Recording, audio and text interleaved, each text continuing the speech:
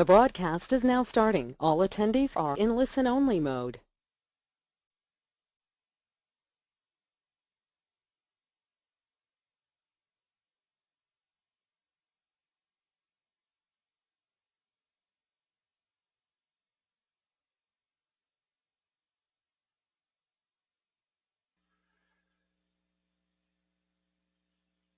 Okay, welcome everyone.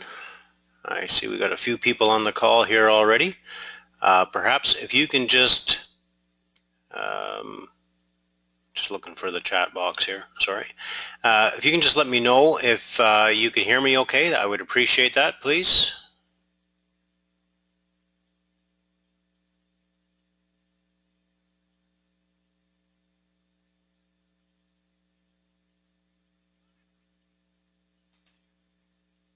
Oh, there we go. Got to open the right box. Loud and proud. Perfect. Thank you very much, Elliot. Appreciate that. Okay. Seems like technology is a new experience for me every time. Okay. Well, it looks like we can get going here. We're at the top of the hour. Just want to make sure it's recording. And that's on. No one can see you. Nobody needs to see me just yet. That's fine. All right. Well, let's get started. As I say, we are at the top of the hour, so to respect your time and to make sure we get through everything, because you never know how much talking I will get involved in. I've got a few questions that were, two questions that were sent in actually, and then just a couple notes that I want to make in addition to those questions, which I will follow up with. But during the course of the presentation, if you have any questions, please feel free to type them in. I'm going to see if I can put this someplace where I can, there we go. All right. Excellent. Okay, well, let's get started here then with the tonight's presentation.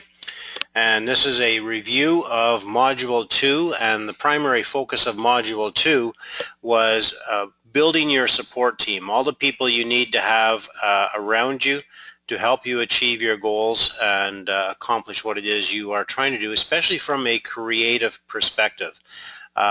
These team members, whether you're creative or not, are critical to your success. So you want to make sure you get the right people, but it's even more important as you become more creative out there, because not everybody is of the same mindset. And one of the biggest things that I have learned over time is that even some of the most educated individuals, such as your lawyers and accountants, they sometimes need to be educated with respect to what it is we are trying to do, and you know, they're just used to doing things conventionally, and then somebody like us comes along and we throw a curveball at them, and especially with lawyers, if it's anything out of the ordinary, their automatic response is, you can't do that, that's illegal, whatever the case. So you end up doing a lot of educating with these individuals. So why isn't that flipping for me? There we go. There we go. All right, so we had a series of lessons starting off with talking about the realtors, the legal team, which is primarily your lawyer. We talked about appraisals, appraisors, accountants, mortgage brokers, and we touched on marketing a bit as well. So we'll just jump right into the realtor.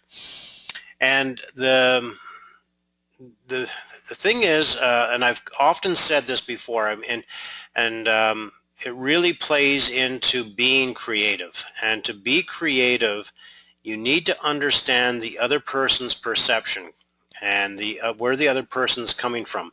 The better you can understand the other person, what's motivating them, what's driving them, what's their reason for doing whatever it is they're doing or wanting to achieve whatever they're wanting to achieve, then the better the odds are that you can create a win-win situation for both sides. So that goes without saying for all of your team members as well. So it's really important to understand what, for example, what a realtor can do, can't do, you know, as far as what they're allowed to do within the guidelines of the rules that they must follow. what they've been taught versus what you've learned through real estate education. So you need to understand where they're coming from so that you won't have unrealistic expectations of them and therefore be disappointed and or expect too much of them and put them in an awkward situation as well. So, you know, the first thing is, who does the agent actually work for? And this can be very confusing sometimes. So if you see a property that looks of interest to you and you approach the listing agent and you ask to view the property and you decide you want to throw an offer at the property and you tell the agent you would like to submit an offer. Well, first of all, the agent is supposed to, and I say supposed to because unfortunately a lot of agents, they don't explain the rules properly. A lot of agents will just say, sure, not a problem. They'll sit with you, take the offer, and submit it to the seller. What they're supposed to do is disclose to you that they are working for the selling side of the transaction. And in order to represent you, they can represent you as a customer, meaning that they will take your offer, but they won't give you any advice. They'll answer your questions, but they won't give you any more than what you ask for. They basically facilitate the transaction. If they get permission from the seller to represent both sides, then they can provide a little bit more service to you, but not a whole lot more. So it's sometimes very beneficial for you to use a listing agent to cut out the buyer's agent because it may give you a little bit more negotiations wiggle room when it comes to getting, you know, if you're $1,000 apart, the agent may cut their commission because they're representing both sides of the transaction. They're making more money. So that's where there's some benefit to you. However, the downside is that you're not getting full proper representation. So you're not getting the advice of an experienced real estate agent in that particular case. So if you're relatively new to investing, especially, or this is your first or second home that you're buying, I strongly suggest that you have your own separate agent. Even if you've identified a property yourself, you've gone to visit the property at an open house with the listing agent, make sure the listing agent understands that you have your own agent that you're going to be working with, and then make sure that you run the transaction through your listing agent, because not your listing agent, sorry, run the transaction through your agent, who would be the buying agent. And that way the buying agent is going to represent you, the listing agent is going to represent the seller. Now, there's still a challenge if both agents happen to work in the same real estate office, which is very common in smaller markets. If both agents happen to work in the same office, then there's a potential for conflict of interest, because the idea, the concept is that they would have access to each other's files in the office, so they could be snooping around. And I don't think there's very many people or very many agents that do that. However, I have heard of it happening. Therefore, it is a reality, and this is why they have the rules. So you just need to understand who the agents are working for, who they're representing. You're always best to keep your personal information as close to the chest as possible. Never divulge what it is you are prepared to go up to or go down to. Keep that information private. Play your cards very close to the chest. Now, who pays for the real estate agent? Well, typically the selling agent is paid, receives, let me back up here. The person who's selling the house, they contract with the selling brokerage. The selling brokerage has a contract then that to sell that particular house. The agent works for the brokerage. So the selling agent does all the work, marketing the house, doing all the paperwork, all the showings, viewings, etc. And then if they sell that house to a client themselves, they get 100% of the commission. 100% of the commission goes to the listing brokerage, and the listing brokerage then pays a percentage out to the listing agent. If it's a buyer's agent from another company that is buying the property, then what happens is typically the commission is split 50-50 between the two agencies. So the listing agency would pay the buying agency 50%, and then the buying agency would pay a portion of that to the buying agent.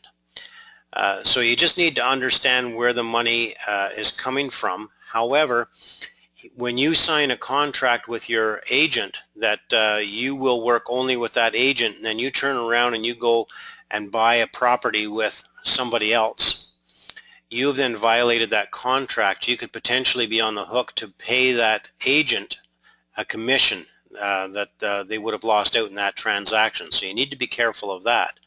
There's also the opportunity or the occasion where you may be in a position to pay your real estate agent out of your pocket simply because the selling side of the transaction, it could be a for sale by owner and you want your real estate agent to represent you, but the person selling the house doesn't want to pay any real estate fees.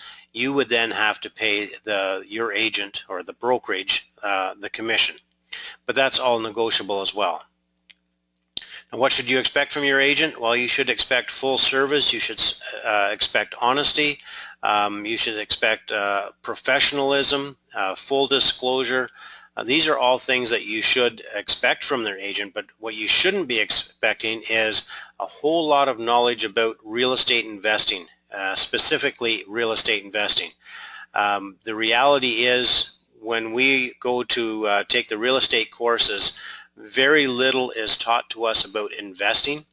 We are primarily taught how to fill out the paperwork, what the rules and the regulations are, the legalities of it, but there's no teaching about strategies of buying investment properties, the value of investment properties, etc.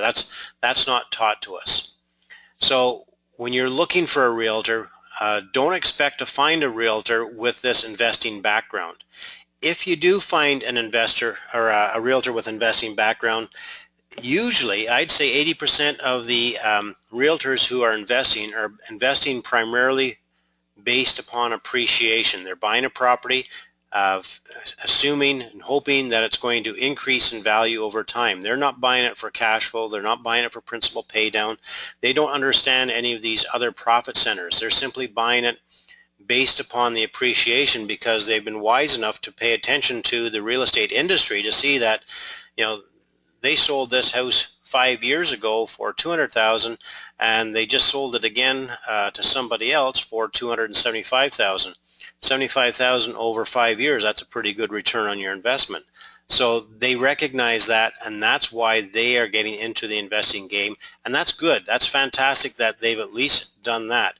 But in an ideal world, what you're looking for is the educated investor who actually knows what a good deal is versus a bad deal based upon the cash flow and all of the other profit centers in real estate. Now, it's going to be very difficult for you to find that particular person. They're very rare. So personally, I think you should spend more of your time focusing on the individual themselves. As long as they have they're a licensed realtor. It's more important to have a connection with the individual, somebody that you can, a good personality, wanting to work with you. Obviously, to have some knowledge, some good solid real estate experience with respect to negotiating, how to structure the deals properly. If they've got the investing experience, that's a bonus. But it's more important to have somebody or work with somebody who has a desire to learn from you and want to grow with you. Also to have sorry, I just have to move something. The ability and the desire to spend the extra time, because you have to recognize that you as an investor, you're going to take up a lot of their time, and this is not just you, it's all investors, because you're looking for really good deals. Therefore, you're not going to be buying, yes, you're going to be buying multiple properties, but you're not going to necessarily be buying multiple properties in 1 year. You might be buying multiple properties over a period of 5 or 6 years. And what they're going to have to do, the realtor is going to have to probably spend 3, 4, or 5 times as much time with you as they would with a regular client.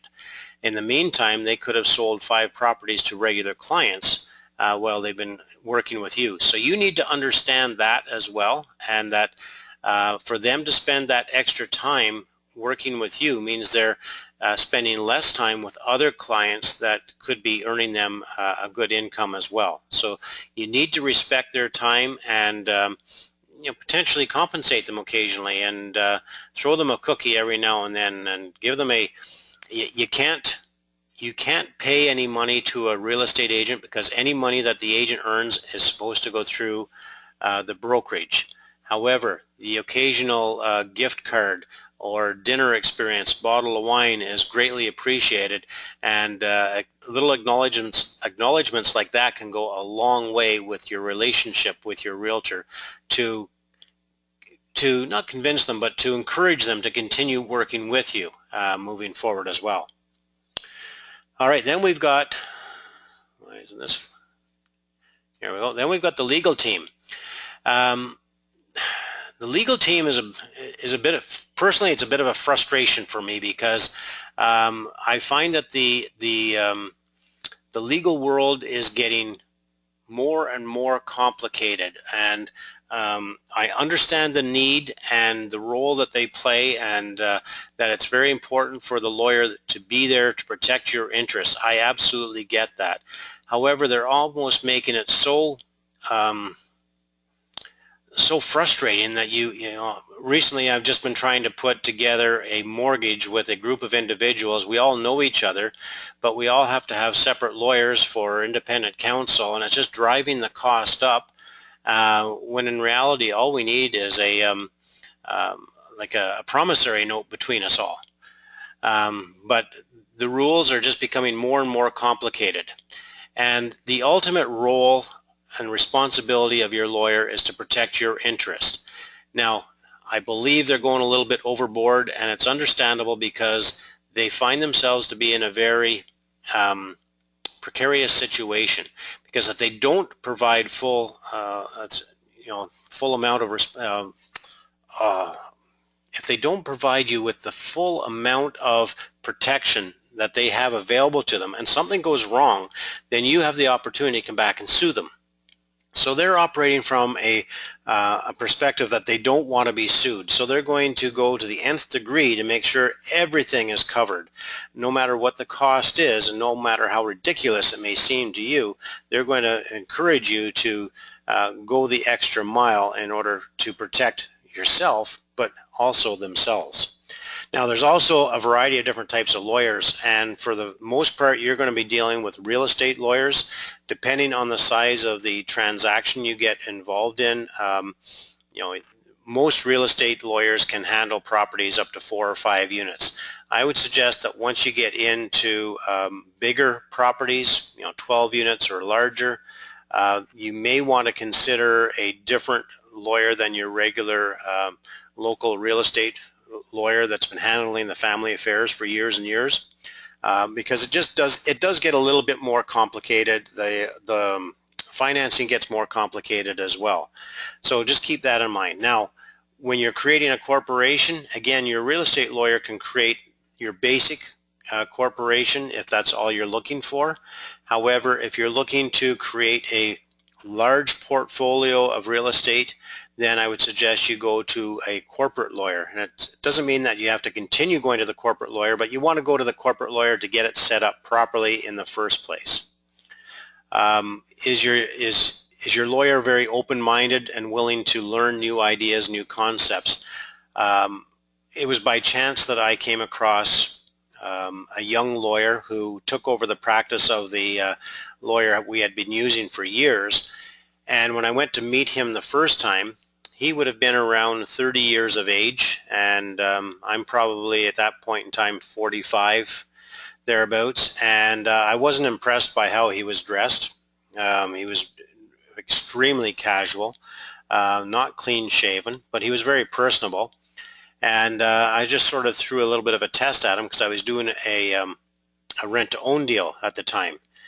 And I already had the paperwork already set and ready to go, but I wanted him to review the paperwork to make sure that he was comfortable with it, because in the event that it was ever challenged in a court of law, I wanted to make sure he was on side with it. So I left it with him, and he was very open and honest with me when I went back to meet him the following week, because he said that when I first gave it to him, he was thinking to himself, yeah, right, this is a fly-by-night thing, nowhere, this isn't going anywhere.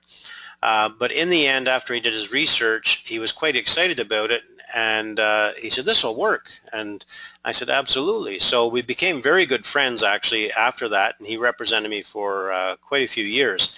But it was nice because I was able to take this individual who was willing to learn. So, you know, he's graduated from university as a lawyer and has been practicing for several years, and quite often, you know, you'll get these individuals who think they know everything there is to know about real estate, and they're very intimidating. So this is where it comes in that you have to sometimes educate these people and not assume they know everything that there is to know out there in real estate, because they're not going to be exposed to everything. So for myself, it's very important to have them be open-minded and willing to learn and grow with you, and help you grow your team as well. So not be there as an anchor or the glass half empty type of person, but be there to try and figure out how to make it work. It's also important to have a lawyer understand when they're in over their head as well, and at least have themselves surrounded by a good support team. So my current lawyer I have now is another young man, very, very personable. We really like this young man, and he's very quick to say when he's out of his element, but he wants to learn. So what he does is he brings in the senior partners of the company, of the law firm, to come in and coach him through the process, which I'm fine with. So he's learning at the same time. That's the type of lawyer you want to have working with you, not simply for you, because they appreciate the business you bring to the table, but they also appreciate the opportunity to learn from you. Appraisers, this is a big one. This is one that most people don't understand, A, how it works, and or the value of having an appraiser on your team. This was one of the biggest ahas for me as I was learning the ropes and structuring deals. So you have to understand, first of all, the difference between an appraiser and a realtor that does a CMA. It's virtually the same thing. The realtor's CMA is a comparative market analysis. The biggest difference is the appraiser, that's all they do, is they simply do appraisals day in and day out. So they can do them a little bit faster. They've got a bit better database perhaps to work from, but it's virtually the same thing. The big difference is that a realtor is only allowed to give an appraised value of a property for resale purposes, whereas an appraiser can do it not only for resale purposes but for refinancing as well, or for legal disputes between family members, etc. So there's just a different level of responsibility, and honestly all an appraisal is a guesstimate. It's a very, I'll say, it's a fairly accurate guesstimate of what the value of the property is worth at that time. However, nobody really knows what the true value is, because the true value is determined by two willing parties involved in a transaction. You've got a willing seller selling to a willing buyer at agreed upon price, with neither parties being pressured. So in that circumstance, that's the true value of that property. Challenge is you don't know that until you find that person buying it. So the whole purpose of the appraisal is to give you an idea of what the value is for if you want to resell that property, if you want to refinance that property, or if you're the bank, you want to know that the property value is exactly what the seller or the buyer bought it for. So it depends, you know, so the question then, who hires the appraiser? Well, it depends who wants the information. When most people's relationship with an appraiser is when they actually buy a property. So they buy the property, the bank sends out an appraiser to determine the value of the property. Most people believe that the appraiser is going to come up with what the market value of that property is. That's not the case at all. The appraiser has been hired by the bank to go out and justify the price that you paid for the property.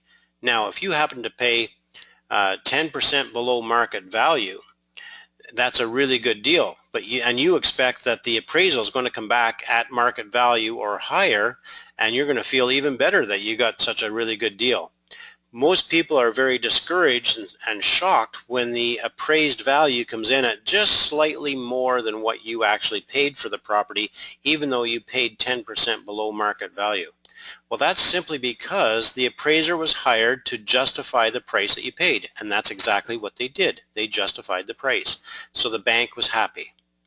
Now, if you go out and hire that same appraiser to determine what the market value of that property is, so that you can go to, well, if you say you want to do it for refinancing, then they're going to come in a little bit lower. But if you say you want it for resale value, then the appraiser is going to come in at the high end of the range. And that's when they're going to come in at the true, probably closer to the true market value, which is what you were expecting in the first place.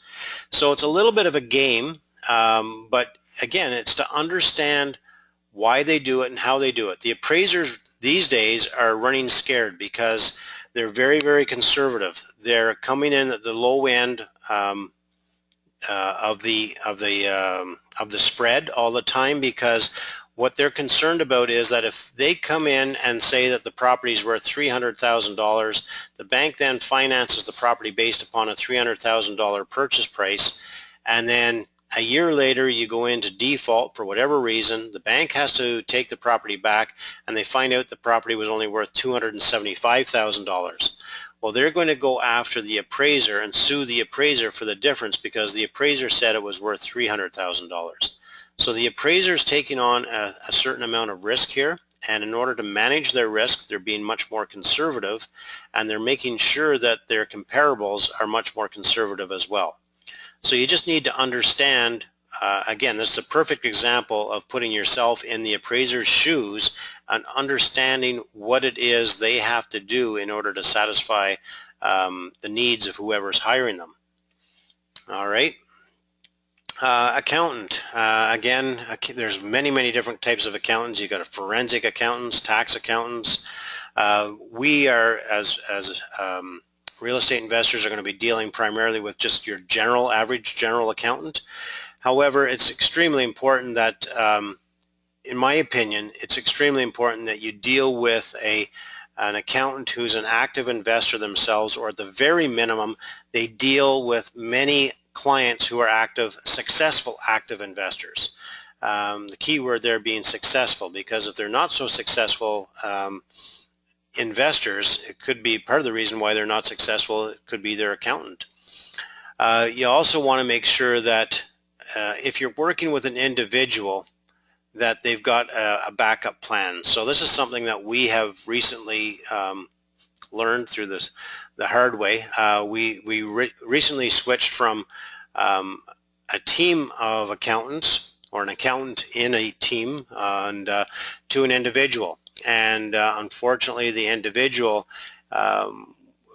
fell upon some hard times with health, and it was bad timing for the year as well, because it was right at tax time, and as a result, we ended up being late with taxes and so forth, and it ended up costing us some penalties needlessly. But it wasn't the individual's fault, because health is health. You couldn't help that. But it was, if this individual was part of a team, then the team could have picked it up. So that's just something to keep in mind as well. It's not critical, but it's just something to keep in mind, something we just learned recently. You also want to make sure that your accountant will communicate with your bookkeeper if you need and have one, or if you're the bookkeeper, making sure you're using the same type of software, so that you're speaking the same language when you drop off all of your books and information at the end of the year, that it's all easily converted, so that you're not spending extra dollars. Because if the bookkeeper drops everything off to the accountant, and then the accountant has to spend, or somebody at the accountant's office has to spend 6 hours converting it all over into another system, that's 6 hours of time that you have to pay for needlessly. And again, it comes down to personality. We actually fired one of our accountants because of personality. We had worked with this individual for about 3 years, and as we started to grow, we felt we were becoming fairly significant with respect to their office and as a client. And when it came time to review our books, they had set aside 1 hour for us. So we went in and we sat down, and they very quickly reviewed our books and asked some questions that we thought were a little bit strange, and then it was all very rushed. So our hour was up and we were out the door, and Joanne and I just sort of looked at each other and we felt like we had been spanked, like we had our hands caught in the cookie jar sort of thing.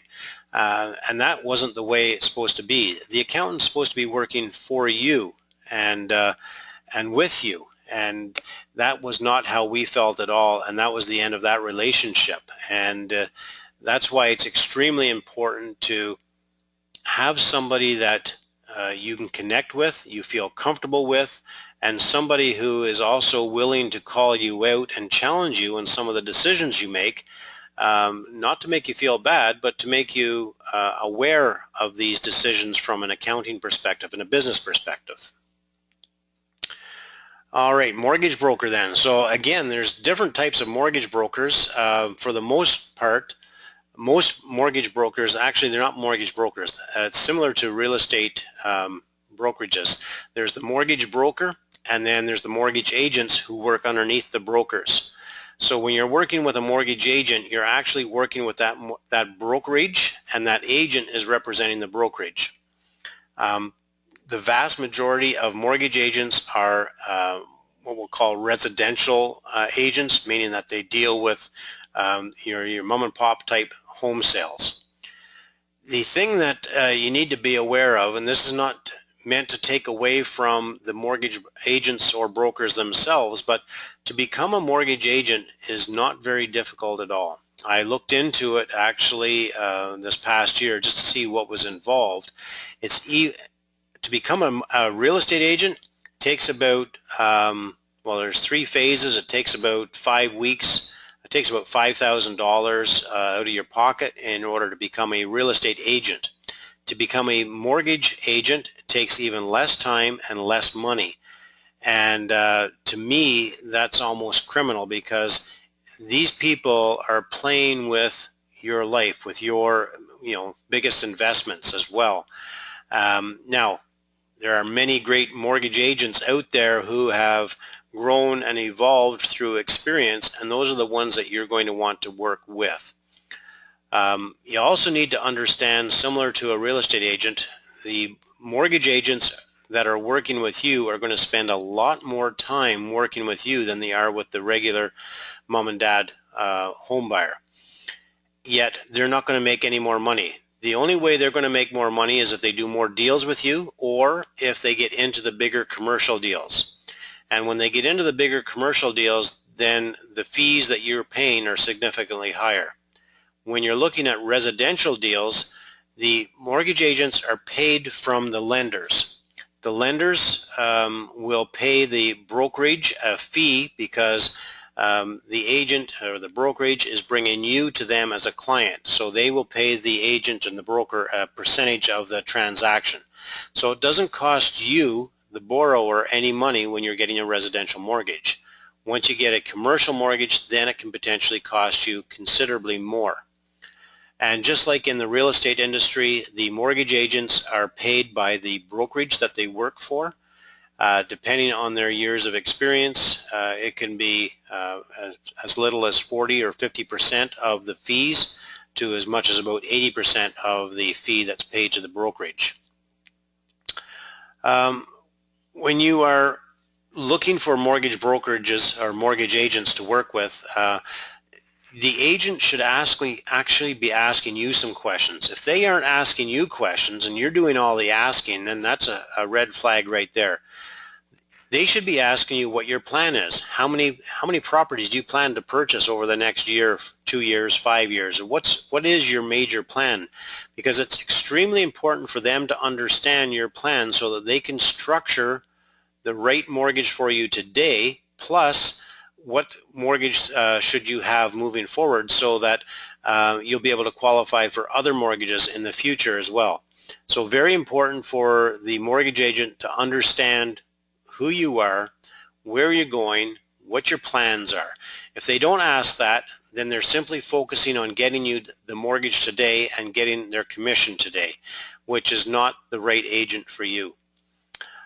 They should, part of creating your plan should be helping you understand your credit worthiness, help improve your credit worthiness, help you understand if you bring in joint venture partners into the deal, what their credit scores should be like, how should you be handling the down payments, where can the down payments be coming from. These are all things that they should be helping you become aware of. Here I've got you, should you be focusing on the best rates or terms? No. It's important to try and get the best rates, sure, I get that. However, it's more important to get the right terms, because you can get yourself into a situation where you've got pretty decent rates, but then you need to sell the property, get out of the property, refinance the property, whatever the case may be early. And at that point in time, you discover that, darn, in order to get out of this deal, it's not a 3-month interest penalty. It's going to be the balance of the interest I owe over the term. So there's these types of mortgages are out there. You need to be aware of that. You need to make sure the mortgage agent is getting you into the best mortgage, not only for today, but for in the future as well, because you're not your typical client. All right, so finding deals. This is a big one. A lot of people, they just rely on the MLS and their realtors to find deals. And that's part of it. I mean, you can do that. It depends what your plan is. If you're just looking for single-family homes, if you're in the 5 Homes to Freedom program, for example, then the MLS and realtors is a really good source, absolutely. But if you're in the apartment building program and you're looking for more commercial properties, well, by the time these types of properties hit MLS, they've been picked over by other investors already. So you need to be proactive. You need to get out ahead of the game and find these deals before they hit MLS and the realtors.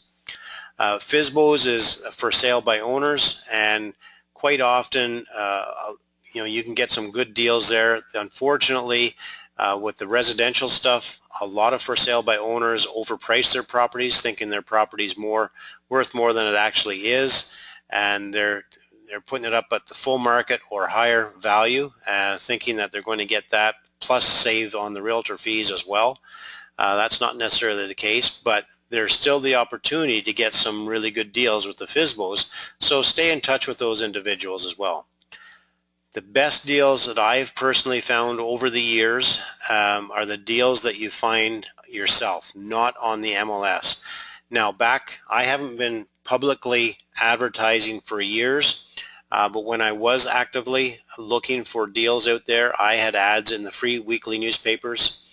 I had ads on the internet, and I would have an ad saying something to the effect of, I buy homes any size, any condition, any price, close quick, cash.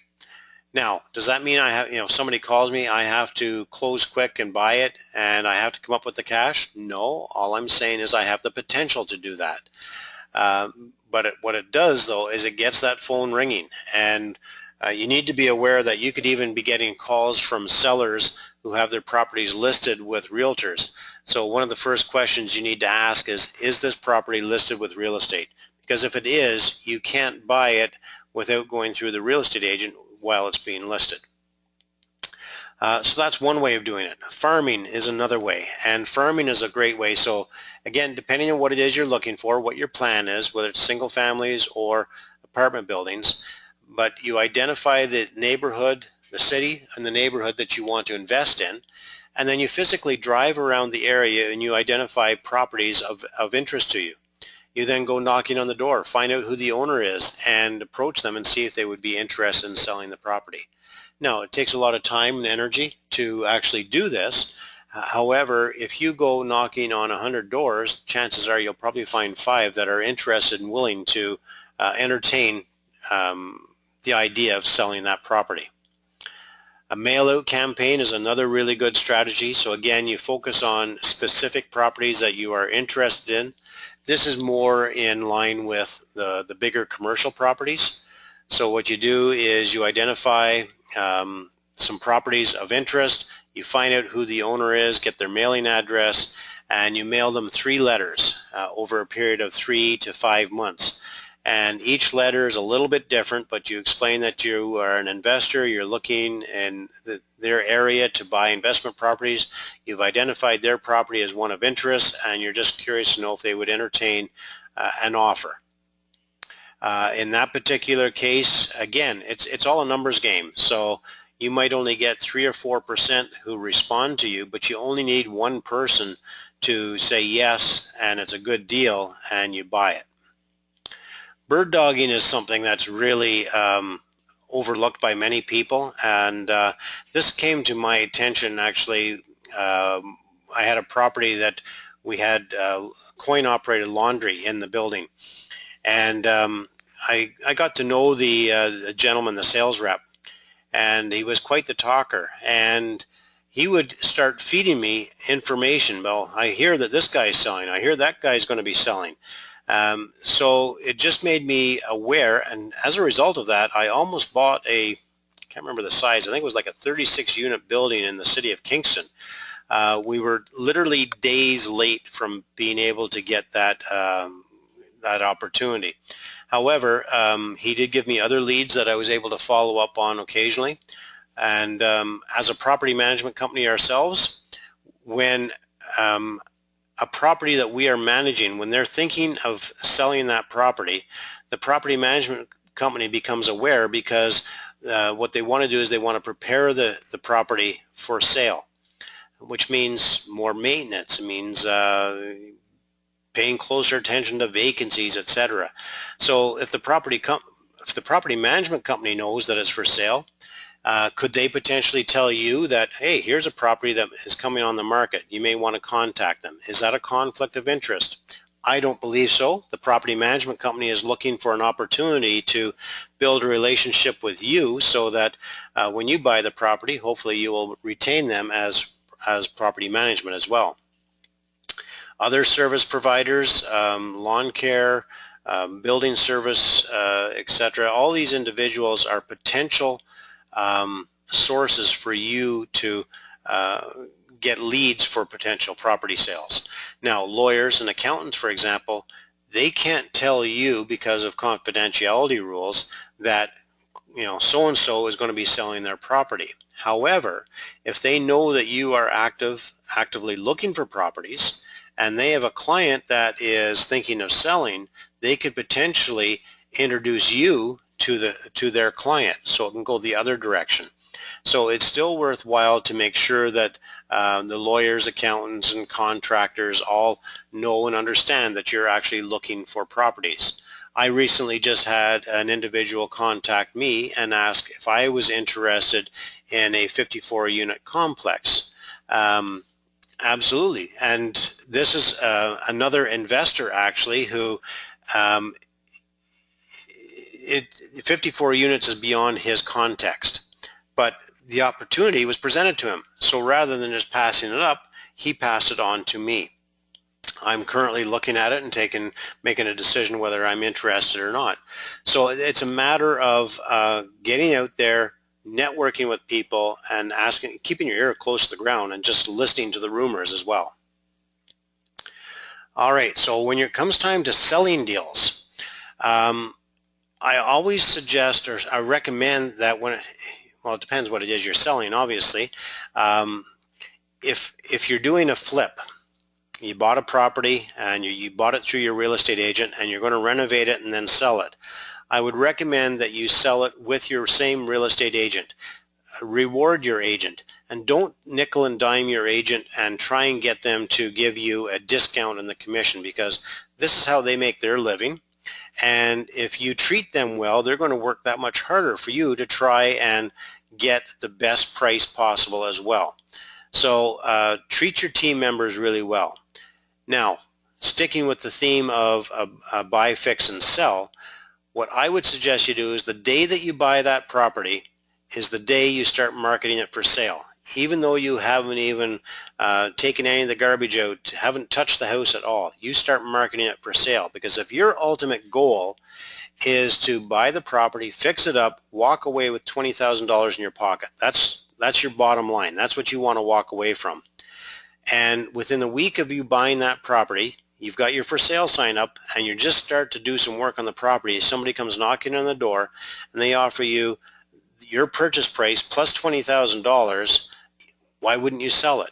You'd be crazy not to sell it. Why go through all of the work in order to potentially make $25,000 when you could take that $20,000, roll it into another deal, go out and find another one and make another $25,000.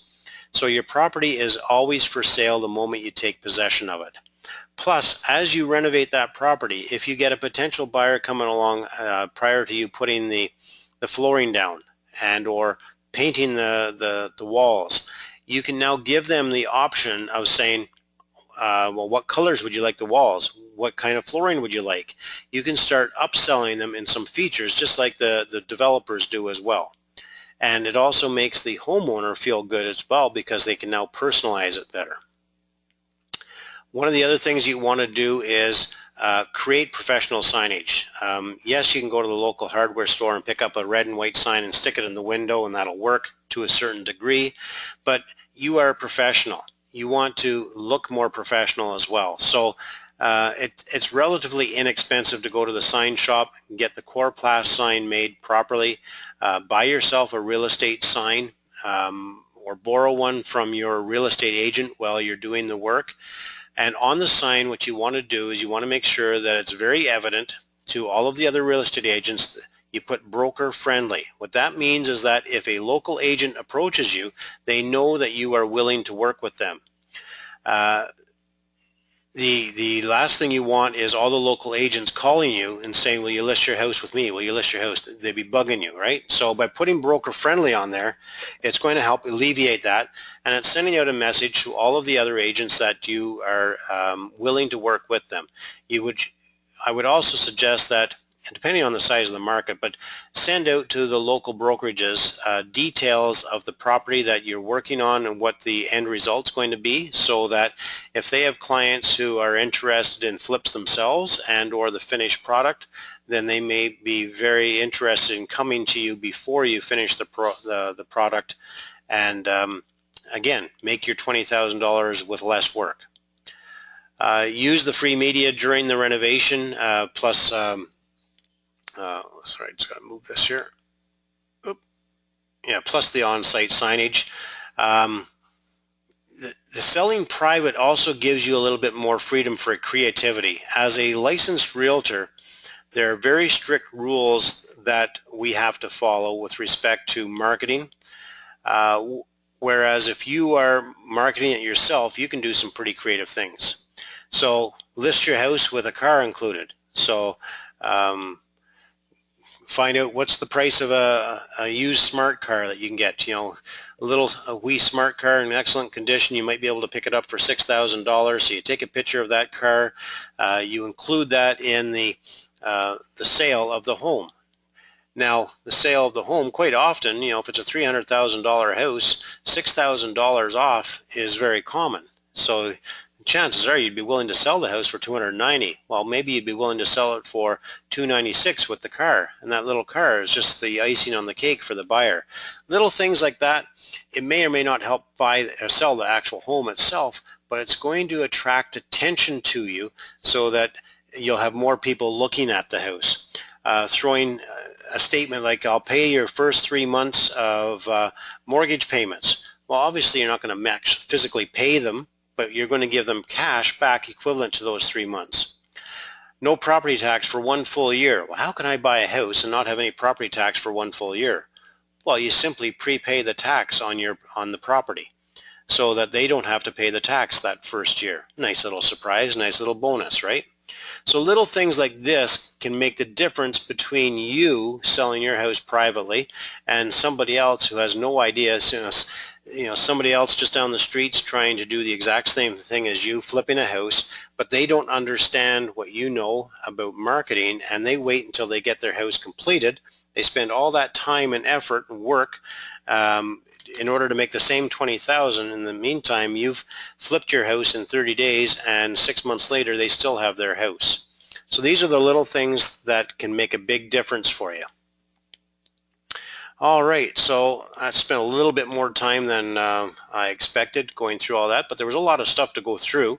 So if there's any questions at all, please type them in. I've got my question box here open. I figured out how to do that. All right. And well, if anybody's thinking of a question to type in, I've got a couple here. Diane typed in or sent in, can you please explain why you need a different appraisal when you refinance to get dollars out? So I did touch on it a little bit there, but the first thing I want to touch on is that it's not refinancing that I'm talking about. So the example that I used was in my rent-to-owns, and it's not limited to rent-to-owns by any means. This can be with your commercial properties as well. So you buy a commercial property for $300,000, and again, the bank is going to do an appraisal on that property to verify that it's worth the $300,000 that you paid. With a little bit of lipstick and polish and sweat equity, you get the value of that property up to, and actually getting the rents up or getting it all occupied, you get the value up to $375,000, $380,000. Now that you've got it up to $380,000, what you're looking to do is get your initial down payment back out of that transaction. So if you paid $300,000, that means you had to put at least $60,000 down on the property when you bought it. So all you're looking to do is to get that $60,000 back out. So if you go to an investor and you say, I'd like to put a second mortgage on the property for $60,000, and the investor says, well, how much is it worth? Well, if you show them the price that you paid for it, $300,000, or the appraisal that the bank used, which would be maybe $310,000, then the investor is not going to feel very comfortable with the valuation of that property. However, if you hire an appraiser to go out and do the same, create a new appraisal, especially after you've cleaned it up, increased the rents, etc., and the appraisal comes back at a market value of $375,000, $380,000, now your investor is saying, okay, well, you want a $60,000 mortgage, which is going to bring the whole financing up to $300,000. There's still $80,000, $75,000, $80,000 equity. Now the investor is comfortable. They feel better about investing with you at that level. So it's just a matter of understanding what the appraiser can do or can't do, and letting the appraiser know what the purpose of the appraisal is for. Now, if you went and told that same appraiser that you want an appraisal to go back to the bank for refinancing, I would be willing to bet the appraisal would probably come in around $350, maybe $360. But because you asked for the appraisal for market value for potentially selling that property, then the value would come in at the highest possible range. And it's always best if you can suggest what that range is. Like, you as an investor, you know what the property is really worth. You know what other properties are selling for out there. That's exactly what I did recently. It was a small little duplex that we just refinanced earlier this summer. I hired the appraiser, said that we're thinking of selling the property.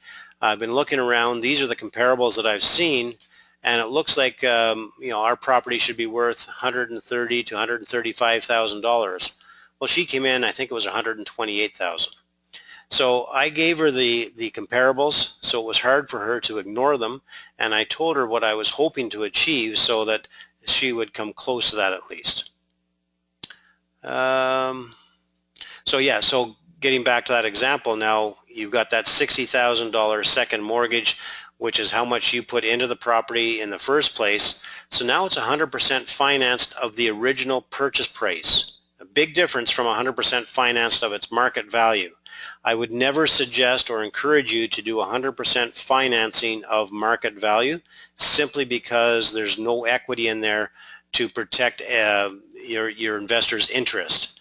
100% financed of the original purchase price, that's a different story. There's still, in this example, $80,000 equity, so I would feel very comfortable with that. I would want a minimum of 10% equity in there to protect my investor's interest. Follow-up question to that as well. I understand that there are different accountants such as tax and corporate accountants, etc., but wouldn't most general accountants do the job? One would think so, but over the years what I've discovered, actually, a quick story, way back when I was mentoring for the Rich Dad Education Company, I would be sent out to educate people, or not educate, sorry, mentor people after they've taken the real estate courses. So I never knew a whole lot about the people until I actually showed up at their house. In this particular case, it was two gentlemen partnered together to do the courses, and I was to come out and mentor them. Well, they were both general accountants. We spent the first day working on mindset, because they just have a totally different mindset with respect to the real estate investing. They understand the value of investing, but their mindset was totally different than what my mindset was and what most investors' mindsets. They don't consider, an accountant does not consider your house, well, sorry, an accountant will consider your own personal house as an asset. Whereas we recognize the fact that our house is not an asset because it's actually taking money out of our pocket. It's costing us money, therefore it's a liability.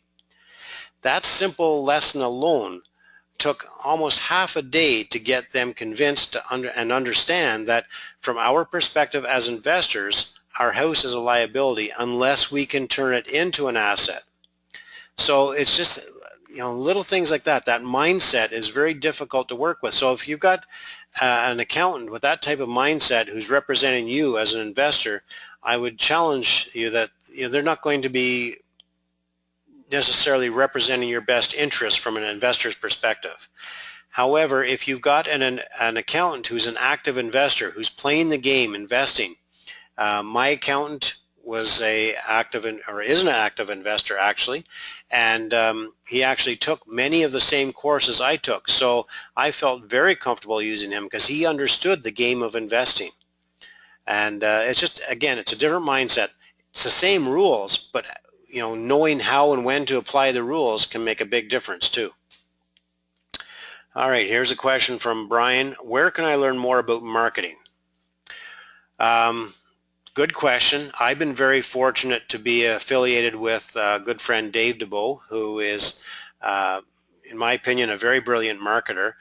Dave learned through the School of Hard Knocks, through his own business when he was down in South America, but when he came back to Canada, he stepped it up a notch and he learned a lot of marketing through Dan Kennedy, and it's called guerrilla marketing.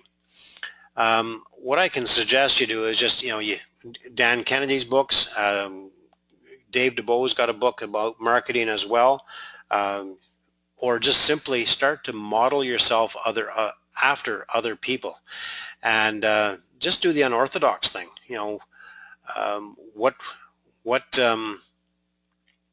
What stands out, and like I showed some little examples of when you're placing ads in newspapers.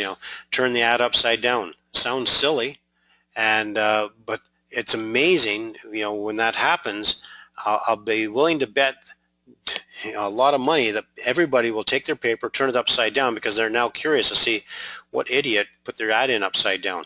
Well, it doesn't matter why they turn it upside down. The whole point is to get them to read your ad. So it's little things like that that can make a huge difference. So I would suggest you just start doing some research on people like Dan Kennedy, Dave Dubeau, and start paying attention to what other people are doing out there and modeling yourself after them. Just a note from myself with respect to marketing, because nobody's asking any questions here tonight. Pretty quiet. So it's sort of a follow-up. With respect to marketing, the nice thing about, well, the challenge that I have with respect to marketing is the fact that I am a licensed realtor. Actually, I'm a licensed broker.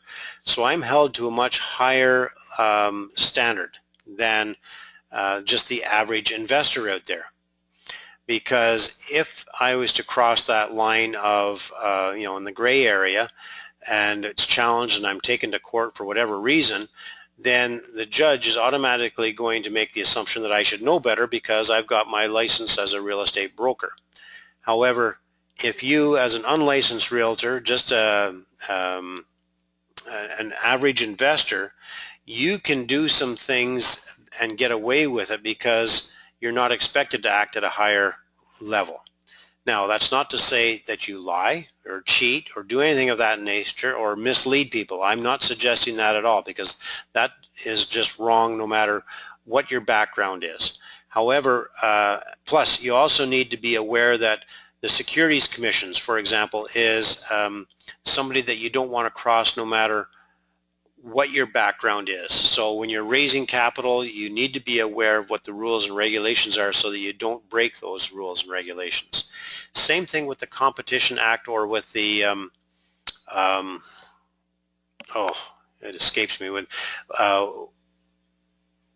when you discriminate against other people. You cannot discriminate against other people, and there's no allowances there no matter what your background is. If you discriminate, and you're going to get caught. So you need to be aware and careful of those types of rules and regulations out there. However, with the creative marketing, the creative advertising, you are, as an individual, are able to get away with a lot more than, say, I am able to do. There's no way that I could advertise a free car with the sale of this house. First of all, it's got to go past my broker, who's going to say no. Then deals like that or opportunities like that need to be offered to throughout the brokerage, and all the other agents aren't going to want to do that. But you, as an individual, you can do that. So you've got a lot more leniency out there, so you can take advantage of that as a for sale by owner. And the other question I get, it wasn't asked here, but I get asked a lot about bird dogging is illegal. And yes, bird dogging in the truest sense is illegal, and what makes it illegal is when you pay people to bring real estate deals to you. If people like service agencies or lawyers or whoever put you onto a good deal and you don't pay them or compensate them, that's, therefore it's not illegal. And people can do that. So that's just a, smart networking on your part. So bird dogging from that perspective is legal. Where it becomes illegal is when you pay people to bring deals to you, because now you're starting to trade in real estate with an unlicensed individual. So that's where you need to be careful. All right, well, I'm out of breath, and it's just after 10 o'clock. I've said everything I've got to say tonight.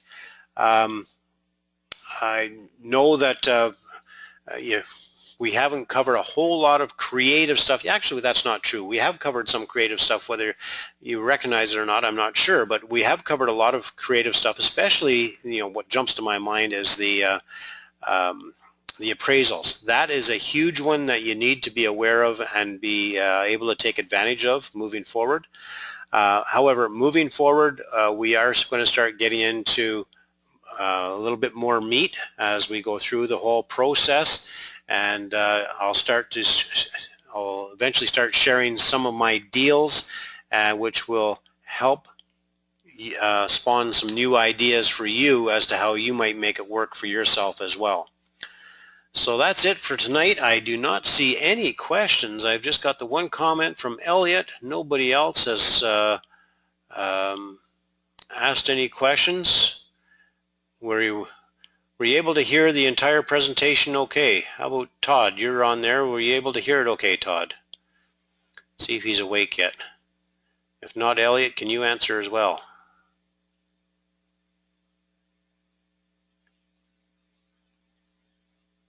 All right. Well, thank you very much. I appreciate that, Elliot. I think Todd's sleeping tonight. So, perfect. We will get this, assuming that the recordings worked well for us. And yeah, I'll be quiet, Elliot.